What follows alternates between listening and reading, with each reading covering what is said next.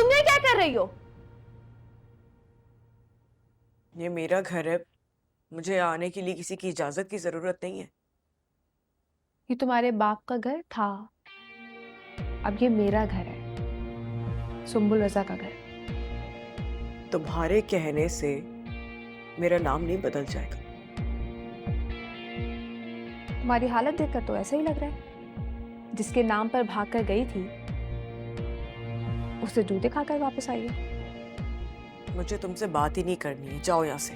मैं नहीं, तुम जाओगी यहाँ से। मधिया, मेरा क्या होगा फिर? मैं रजा से कैसे शादी करूंगी?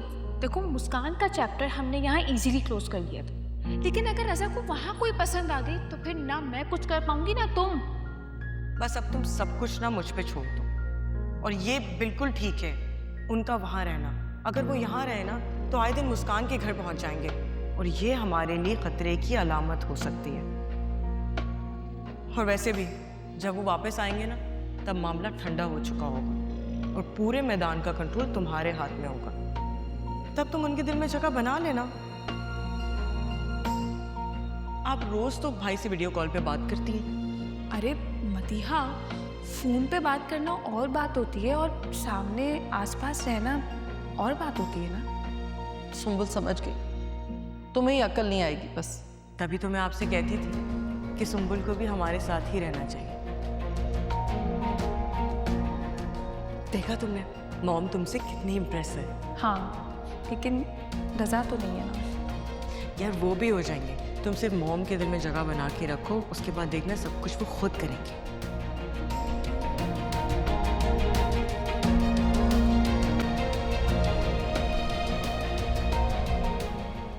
जब तक डैड और भाई नहीं आ जाते मैं कहीं नहीं जाऊंगी यहाँ से। तुम ऐसे नहीं सुनोगी ना? चल। छोड़ो सिफान, छोड़ो मुझे। सुम्बुल क्या कर रही हो ये? मैं कहीं नहीं जाऊंगी।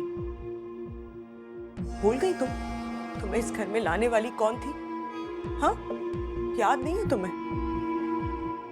तुम्हारी वजह से मैंने आशिक के ऊपर झूठा इल्जाम लगाया, हमारी दोस्ती की खातिर, ताकि तुम मेरी भाभी बन सको।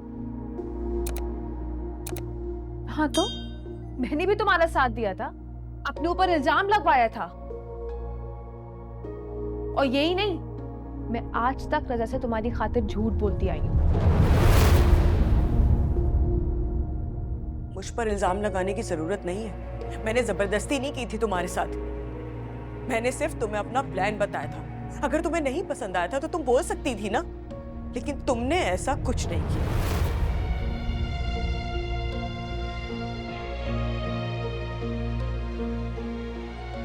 वाह, कितनी एहसान फरामोश हो तुम मदिया। मैंने तुम्हारे लिए क्या क्या नहीं किया। तुमने जो किया अपने लिए किया, क्योंकि मुस्कान से तुम भी उतनी नफरत करती थी जितनी मैं।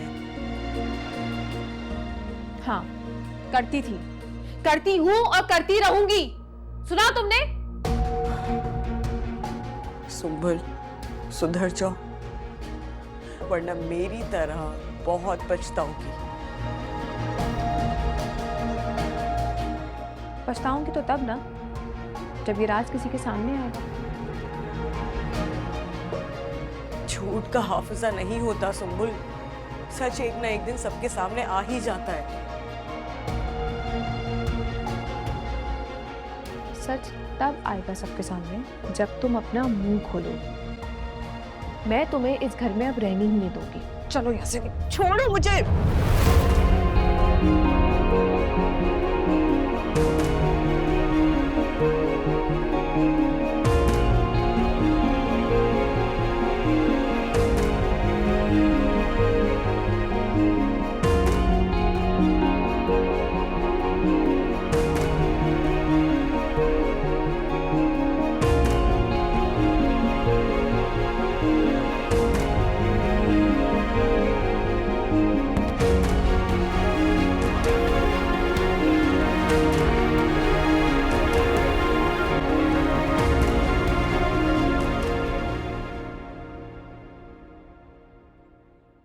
उमा,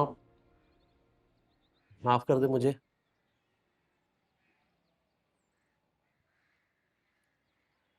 माफ कर दे अम्मा, मैंने तेरी एक नहीं मानी, तूने बहुत बोला, मैं तेरी एक नहीं मानी मैंने अम्मा। बहुत दिल दुखाया मैंने तेरा, तुम सबका। मैंने तुम्हें कितना समझाया था ना जफर कि बेटा गलत रास्तों की कोई मंजिल नहीं होती।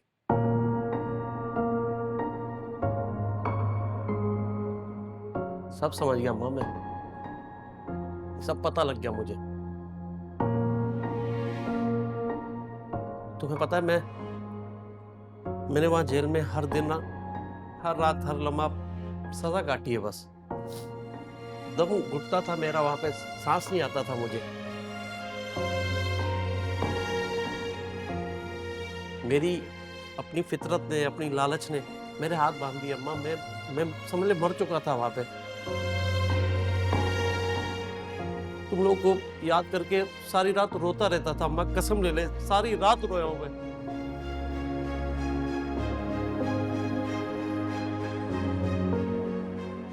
भाई जो कुछ भी हुआ उसे भूल जाते हैं। आप वापस आ गए हैं, हमारे लिए यही बहुत है। नानिया तू बहुत बड़ी है भाई, मुझे माफ कर दे। मैंने तेरा भी बहुत दिल दुखाया है, बहुत बहुत बुरा किया तेरे साथ मैंने।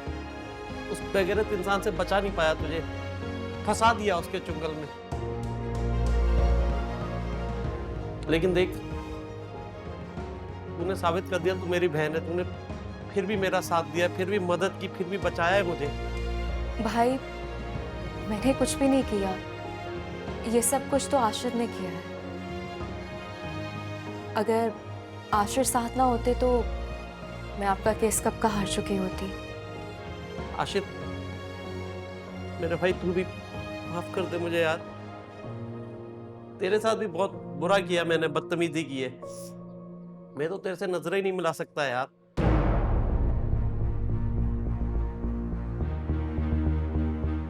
इतना गिरा हुआ आदमी हूं, जिसने अच्छा किया उसके साथ बुरा किया मैंने। नहीं नहीं, ऐसी कोई बात नहीं है। आप दामिया के भाई हैं, मेरे भी भाई जैसे हैं। माफी मत मांगिए, आपकी जगह मेरे दिल में है। प्लीज दुआ कीजिएगा।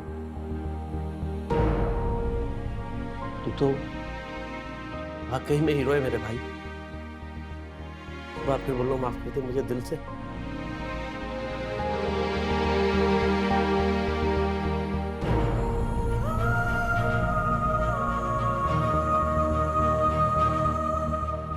भाभी से तो मिलने भाई, वो देखें आपका कब से इंतजार कर रही हैं।